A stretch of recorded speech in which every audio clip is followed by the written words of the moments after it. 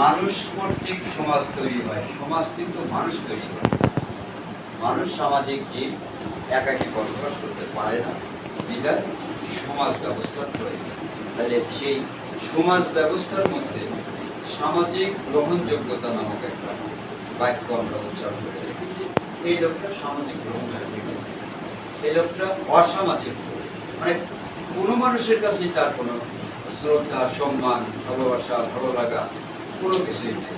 এটা না থাকার কারণ সে ওই যে নিজেকে আত্মশুদ্ধি লাভ সাপেক্ষে বিনয়ের সাথে, সৃজনশীলতার সাথে একজন মানবিক মানুষ হিসেবে তৈরি করতে পারে নাই, বিদায় সে অসামাজিক। তার কোনো সামাজিক গ্রহণযোগ্যতা তা নেই। সে উপার্জন করতেছে, তার পরিবার নিয়ে চিন্তা করতেছে, অপর মানুষকে নিয়ে তার মাথা ব্যথা।